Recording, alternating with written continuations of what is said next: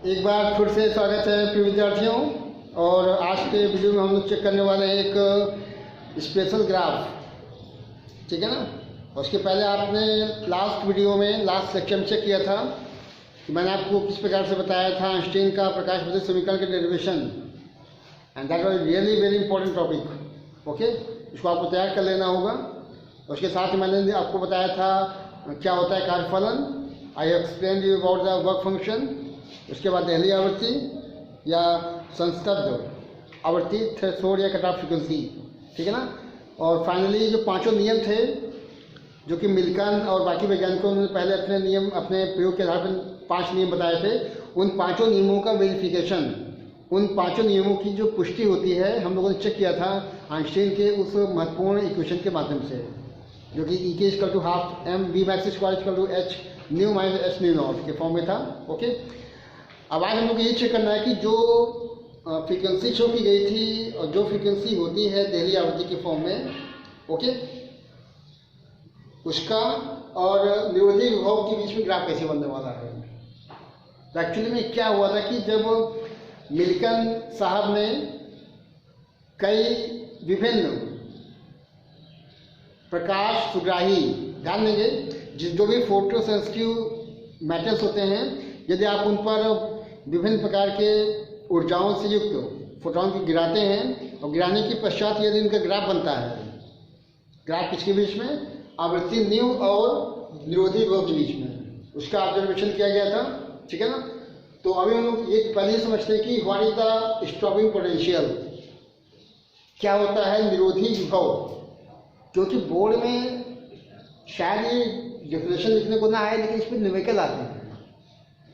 तो आज इस वीडियो के माध्यम से आप न केवल इस ग्राफ को समझेंगे, एक नंबर पक्का करेंगे बहुविकल्पी के फॉर्म में, और साथ ही साथ जो न्यूमेरिकल होंगे उसको भी हम लोग चेक कर पाएंगे निरोधी विभव की वोल्टेज पे न्यूमेरिकल या आंतरिक प्रश्न कैसे आने वाले हैं।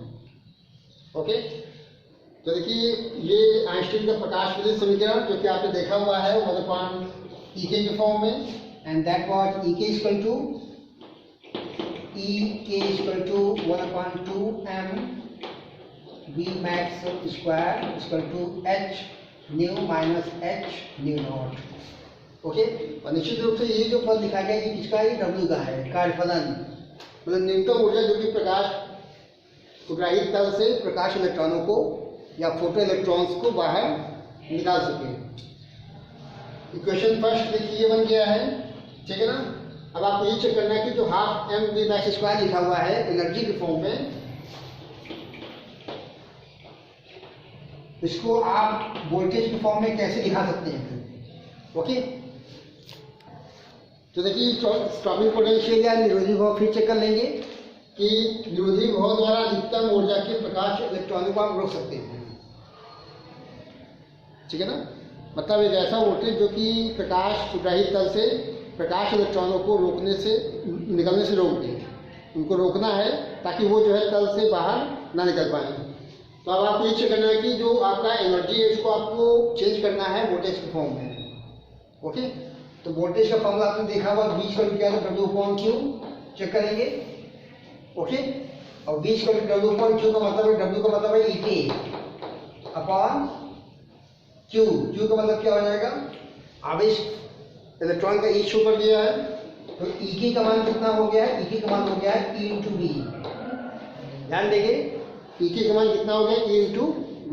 तो मैं यहाँ लिखने वाला हूँ E k लिखूँ चाहे ½ m v max² लिख दूँ, कितना हो जाएगा E × V0, क्योंकि आपको इस पोटेंशियल को V0 से दिखाना पड़ेगा, ठीक है ना। निरोधी विभव को किससे दिखाएंगे, V0 से।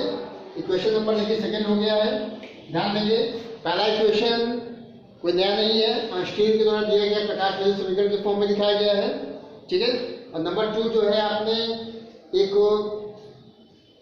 मिक्स फार्मूला बनाया जिसमें आपने V0 को शो किया हुआ है, ठीक है ना। यानी कि इक्वेशन सेकंड बन चुका है E × V0 के फॉर्म में, ठीक है ना। अब आपको 1 और 2 कंपेयर कर लेना है।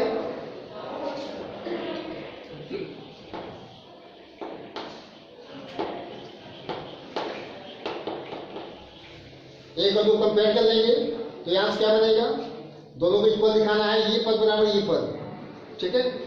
यहाँ से हम लिखेंगे E V naught equal to H nu minus H nu not.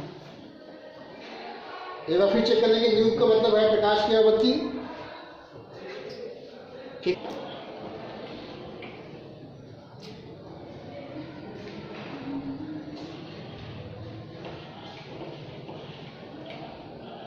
को नीचे ले आना है।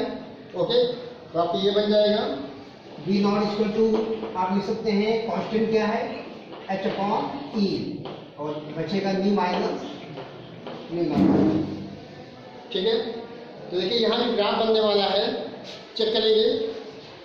अभी हम लोग को ग्राफ प्लॉट करना है विरोधी वोल्टेज या संस्तब्ध वोल्टेज, ठीक है ना, वी नॉट और जो फ्रीक्वेंसी आपकी है न्यू, इसके बीच में ग्राफ बनना है। ठीक है ना, तो आप चेक कर सकते हैं कि वी नॉट की वैल्यू है वो इन दोनों के समानुपाती है, या हम कहें केवल आवृत्ति के समानुपाती, क्योंकि एच अपॉन ई क्या है, एच अपॉन ई का मतलब है यहाँ पे कांस्टेंट है ये। Okay, this is a constant. H का मतलब प्लांटता, और ई का मतलब है प्रकाश इलेक्ट्रॉन का आवेश। इलेक्ट्रॉन का आवेश आप जानते हैं 1.6 - 19 कूलम का होता है, वो ये नीचे आ जाएगा। कुल मिला के दोनों जो वैल्यू है ये नियतांक हैं। तो ये जो ग्राफ बनने वाला है वी नॉट में और फ्रीक्वेंसी में, ओके, वो एक स्ट्रेट लाइन बनेगा, एक सीधी रेखा, एक सरल रेखा। तो देखिए सरल रेखा बनाई गई है। अब इसमें सबसे महत्वपूर्ण चीज़ आपको ये ध्यान देना है कि जो ग्राफ में स्ट्रेट लाइन बना हुआ है उसका ढाल कितना है, उसका ढलान या उसका स्लोप कितना है। ठीक है ना, तो रेखा की किसी भी खंड को आप ले लीजिए, मैंने ले लिया है इसी के फॉर्म में, ठीक है, और ये थीटा दिखा दिया है, और इस रेखा का ढलान या प्रवणता कहेंगे गणित की भाषा में। अगर आपको ढलान निकालना है तो क्या तरीका है, थीटा tan थीटा लगाएंगे, लंब बटे आधार, लंब बटे आधार, और यहाँ पे आप देख सकते हैं कि एच अपॉन ई निकल रहा है। ये जो ढलान निकलेगा वो कुल मिला के एच अपॉन ई के फॉर्म में हो जाएगा ऊपर, और निगेटिव एच अपॉन ई की फॉर्म में हो जाएगा नीचे। दोनों चीजें हैं ना, एच अपॉन ई न्यू है, H upon E new not भी है। ओके, और सबसे महत्वपूर्ण चीज देखिए, फ्रीक्वेंसी आपने यहाँ इस प्रकार शो किया हुआ है एक्स की डायरेक्शन में, और वाई की डायरेक्शन में आपने दिखाया हुआ है विरोधी विभव वी नॉट को, और इसी फ्रीक्वेंसी के रूप में न्यू नॉट को दिखाया गया है जो कि देहली आवृत्ति है। Okay, this is the cut off frequency, इसको हम लोग संस्तब्ध आवृत्ति के नाम से भी जानते हैं। ये मिनिमम फ्रीक्वेंसी है, इससे कम आवृत्ति का प्रकाश अगर आप किसी तल पे गिराते हैं तो प्रकाश इलेक्ट्रॉन या फोटो इलेक्ट्रॉन्स किसी भी कीमत पर उत्सर्जित नहीं होंगे। ये चीज़ आपको ध्यान रखनी है। ओके, तो ये न्यू नॉट ले आएगा, न्यू नॉट को आपने शो कर दिया। इसके नीचे देखिए मैंने ये कलर चेंज कर दिया है क्योंकि फ्रीक्वेंसी, तो देखिए नीचे इसको निगेटिव में H upon E new not दिखाया गया है, इसके ऊपर जो ढाल है उसको प्लस में एच अपॉन ई न्यू के फॉर्म में दिखाया गया है।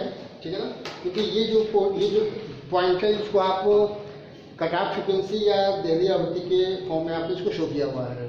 ठीक है ना, और मैंने आपको बता दिया कि इसके नीचे की फ्रीक्वेंसी अगर होगी न्यू नॉट से कम की फ्रीक्वेंसी है तो कितना भी आप प्रयास कर ले जाएंगे लेकिन फिर भी आप सफल नहीं होंगे, क्योंकि उस तल से कोई भी प्रकाश इलेक्ट्रॉन निकलने वाला नहीं होगा। तो सबसे मेन चीज़ बोर्ड में जो आपकी बोर्ड की परीक्षाओं में क्वेश्चन पूछता है वो यही होता है कि जो ग्राफ बनता है किसके बीच में, विरोधी विभव वी नॉट और फ्रीक्वेंसी के बीच में जो ग्राफ बनता है उसका ढाल कितना होता है। तो मेरे ख्याल से इतना सफिशियंट है, आपके दिमाग में रहेगा कि जो एच अपॉन ई बताया गया था, और एच अपॉन ई मैंने यहाँ पे यहाँ भी शो कर दिया है। तो ढाल जो रहेगा ध्यान रखेंगे कि न्यू के लिए जो है एच अपॉन ई न्यू, और नीचे के लिए negative H upon E new not रहेगा। ठीक है ना, तो ये विचलन हो जाएगा, इसको हम लोग कहेंगे आपकी प्रकाश की आवृत्ति के साथ में विभव का विचलन। क्या है डेविएशन, जो कि मिल्कन के द्वारा ऑब्जर्व किया गया था। मिल्कन ने कई प्रकाश सेंसिटिव या फोटो सेंसिटिव धातु के ऊपर विभिन्न आवृत्तियों के प्रकाश को गिराया, और उसके आधार पर जो है जो निष्कर्ष प्राप्त किए, उस निष्कर्ष के आधार पर ये बताया कि जो ग्राफ बनता है इनके बीच में उसका जो ढलान होता है, ढाल या प्रवणता, वो एच अपॉन ई होता है। तो आपको जो है एच अपॉन ई को चेक कर लेना है कि जो एच अपॉन ई जो है मेन ढाल होता है, प्रवणता, और यही क्वेश्चन की लगभग बनती है पेपर में। तो देखिए क्वेश्चन फोटॉन के कैरेक्टर के विषय में लिखने को आता है।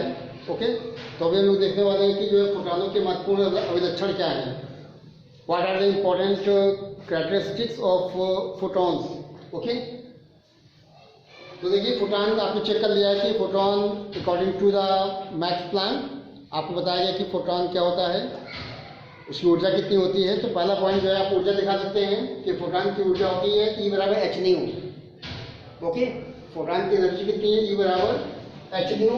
इसको आप लिख सकते हैं E बराबर एच न्यू बराबर एच सी अपॉन लेमडा। याद रख ले जाएंगे, संवेग की बात करता है, ठीक है। और फोटॉन का अगर संवेग आपको निकालना है तो ये चीज़ मालूम होनी चाहिए कि फोटॉन जो है वो प्रकाश की चाल चलता है, ठीक है ना। और तो आप लिखेंगे संवेग क्या होता है, संवेग होता है m into V, m into V. तो यहाँ पे संवेग को लिखा गया m इंटू सी, क्योंकि जो स्पीड ऑफ लाइट है वो शो की जाएगी। देखिए फॉर्मूला है E बराबर एम सी स्क्वायर, ये आप जानते हैं आइंस्टीन का बहुत महत्वपूर्ण इक्वेशन। इसको आप लिखेंगे E बराबर एम सी इंटू सी।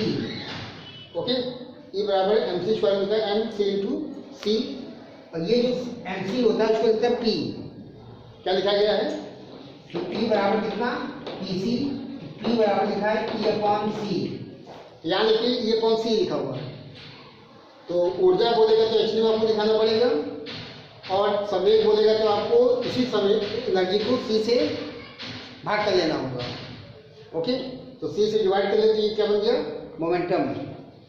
आगे चले, नेक्स्ट पॉइंट देखिए, फोटॉन एक्चुअली इनका जो वेग होता है निर्वात में, उनका वेग वही है जो प्रकाश का होता है, 3 लाख किलोमीटर पर सेकेंड।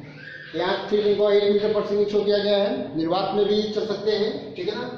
नंबर 3 पे आइए, फोटॉन जो होगा वो इलेक्ट्रिकली न्यूट्रल होगा।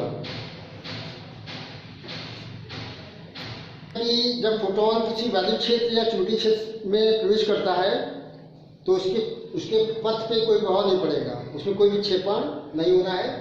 तो इलेक्ट्रिक फील्ड मैग्नेटिक फील्ड के द्वारा इनके मार्ग में कोई विक्षेपण नहीं होना है। नंबर 4 पे आइए, नंबर 4 देखिए, फोटॉन एक्चुअली और कुछ नहीं प्रकाश होते हैं, और निश्चित रूप से जब फोटॉन किसी एक माध्यम से दूसरे माध्यम में प्रवेश करेगा तो इसकी फ्रिक्वेंसी नहीं बदलती है, ठीक है ना। बाकी जो इसका वेवलेंथ है मतलब लेमडा या इसकी तीव्रता है वो बदल जाएगी, लेकिन इसकी जो फ्रिक्वेंसी है आवृत्ति उसको आपको चेंज नहीं करना है। नंबर 5 पे आइए, फोटॉन का विराम द्रव्यमान, ये पॉइंट बहुत महत्वपूर्ण है, this is very important point, ठीक है। कि फोटॉन का जो रेस्ट मास होता है इसको हम लोग दिखाते हैं m नॉट से, विराम द्रव्यमान वो शून्य होता है, ठीक है ना। कभी कभी न्यूमेरिकल क्वेश्चन में कई पार्ट निकालने को आता है, उसमें पहला पार्ट कहता है कि फोटॉन का विराम द्रव्यमान निकालिए, नंबर 2 फोटॉन का गतिज द्रव्यमान निकालिए, अगला फोटॉन की ऊर्जा निकालिए, फोटॉन का संवेग निकालिए इत्यादि। तो आपको विराम द्रव्यमान की कोई भी कैलकुलेशन नहीं दिखाना है, आंकड़े इसमें शो किए जाएंगे, लेकिन आपको आंकड़े का इस्तेमाल किए बिना ही लिख देना है कि फोटॉन का जो विराम द्रव्यमान होता है शून्य होता है। विराम द्रव्यमान का सीधा मतलब कि फोटॉन जो है बिल्कुल रुका हुआ होगा। अगर फोटॉन रुका हुआ है, रेस्ट पोजिशन में है, तो निश्चित रूप से उसका जो वेग, उसका जो मास होगा वो शून्य होगा। तो एम नॉट की वैल्यू कितनी होनी है, शून्य। और नंबर 6 पॉइंट हम लोग बात करेंगे गतिज या गतिज द्रव्यमान की, कैनेटिक मास की। तो ये चीज़ भी आपको निकालना आना चाहिए। ओके, तो इसमें कैसे करना है, E बराबर का E का फॉर्मूला आपको लिखा गया एच न्यू, या E बराबर होता है H C upon lambda. Okay, और गतिज द्रव्यमान की बात करेंगे तो E बराबर होता है एम सी स्क्वायर, ठीक है। इन दोनों को इक्वल कर लेते हैं, ये बनेगा एम सी स्क्वायर बराबर एच न्यू। तो यहाँ से m की वैल्यू क्या बन जाएगी, एच न्यू अपॉन सी स्क्वायर। ये फॉर्मूला देखिए बन गया। विराम द्रव्यमान शून्य होता है, नो डाउट, कोई फॉर्मूला नहीं है, लेकिन तो माई मिस्टेक, यहाँ पे देखिए न्यू है, एच न्यू अपॉन सी स्क्वायर। ओके, क्योंकि यही स्टेप आगे बढ़ा हुआ है तो केवल सी स्क्वायर नीचे देना है। गतिज द्रव्यमान जब कैलकुलेशन करने को आएगा तो आप ये फॉर्मूला लगा सकते हैं। अगर ये मान दिए गए हैं तो हो सकता है कि क्वेश्चन में लैम्डा का मान दिया गया हो, ठीक है। इसको और चेंज करते हैं, गतिज द्रव्यमान एम स्क्वायर को चेक करेंगे। अब देखिए यहाँ पे ये फॉर्मूला लगा दो, एच सी अपॉन लैम्डा, और यहाँ माइनस क्या है, सी स्क्वायर, ठीक है। आपके मैंने ये फॉर्मूला लगा दिया, CC कट आएगा तो यहाँ मिलेगा m equal to that is h upon c रहेगा। चेक करेंगे तो गतिज द्रव्यमान निकालने के कई तरीके हैं, ध्यान देंगे। गतिज द्रव्यमान निकालने के कई तरीके हैं, हो सकता है कि यही से निकल जाए, क्योंकि अगर आप निकालना चाहते हैं m की वैल्यू तो ये आपको क्या देगा e अपॉन c स्क्वायर। तो ये भी गतिज द्रव्यमान निकालने का तरीका है।